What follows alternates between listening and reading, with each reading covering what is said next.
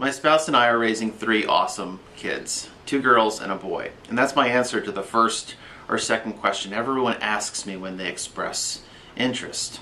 Their gender, though, assigned at birth is simply a social construct based on human anatomy, and that's all. And yet from the moment of birth, our children are raised based way too much on gender norms. As they grow, if they don't conform, they are left out, made to feel embarrassed, less worthy, inferior, or even ashamed. And I witness this labeling, confirming, and shaming almost every day. Last month, 2 neighborhood kids came to the house to play after dinner. I listened to the 3 girls assume the role of caretaker to their dolls, and the 2 boys imagined that they were fearless warriors. They quickly equipped themselves with a few gnarled sticks to fight off the neighborhood squirrels. Minutes later, their games evolved. They divided into teams based on physical ability. Who's fastest, strongest, loudest, or most aggressive? My son proclaimed quickly that his was the best team and the other the worst, defining terms based on his perceived ability to outrun or overpower the others. Now, I want to offer a disclaimer that my wife and I got word of this, and within minutes we were having a conversation with the kids about the activity, and the activity did not actually happen. Brene Brown provides us with a field manual on the impact of labeling and branding based on gender norms, using research studies to prove her thesis. In a national study, the response to the question, "What do women need to do to conform to female norms?"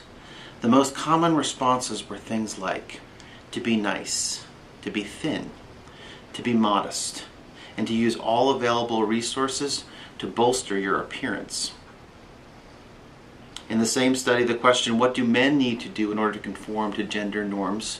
the top responses were to exert emotional control, work is first, to pursue status and violence.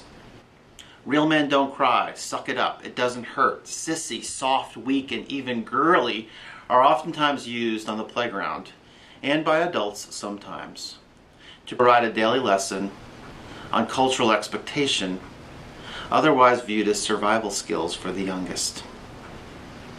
Around the age of 5, as early as the age of 5, we begin to question what others expect of us as a member of a gender-based segregated community. At this early age, we feel forced into a category of conformity or ridicule. We feel lost, uncertain, confused. And at the ripe age of 5, we find ourselves completely confused on the playground and in our own homes. We are taught that it is not okay to cry, even if it hurts, physically or emotionally, when we are taught to worry most about our appearance.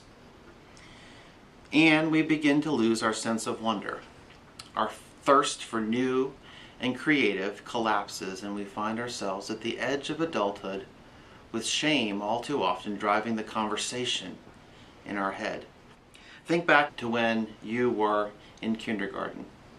If the teacher asked a question, how many hands went up? Most, if not all. When you were in middle school, if a teacher asked a question, how many hands went up? Few, if any. Brown shares with us that shame drives 2 very pounding messages in our consciousness. The first, I will never be good enough for that group, that job, that class, or that team. And second, who am I to ever even consider membership in that group? Shame is a focus on self, and it knocks us down again and again with repeat episodes from our past. And shame is what I hope my kids run from. Now, guilt, on the other hand, is a focus on behavior, and a mild adjustment in that behavior can yield all sorts of positive benefits. When my child asserts that he has sadness because he has done one thing bad, he is lifting the feeling of that one action. Shame, however, is when he tells me that he is a bad person or how he himself is a mistake. And there's a reason we need to focus on framing a behavior or an action on guilt rather than a developed personal narrative of shame. Shame is highly correlated with addiction, depression, violence, bullying, and eating disorders. Guilt is inversely correlated with those things. Shame lingers and grows. Guilt is episodic. Guilt is the ability to hold something we've done up against who we want to be and then recognizing the difference.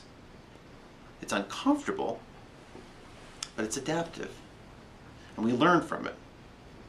From what I can tell, my son feels shame mainly in one aspect of his life, when he perceives himself as weak in comparison of his peers, as smaller, as less athletic, or as less of the cool kid.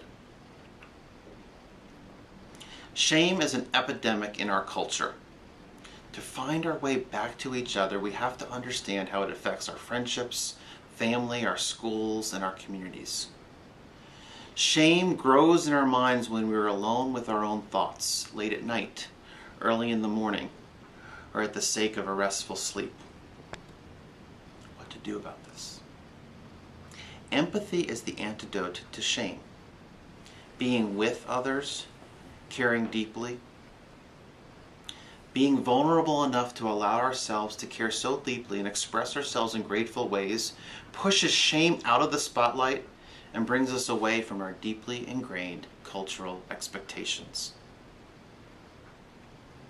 I suspect that some people who are listening to this have thoughts of despair running through our own mind. We may be so burdened by the "oh no, this is me" sensation that we've stopped really listening.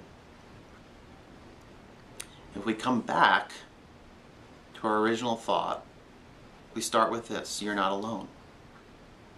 And what to do. When we express our most sincere vulnerability, we grow. When we're given the freedom to do so, we learn. And when you help others through that process, you lead. The world needs each and every one of us to be the antidote.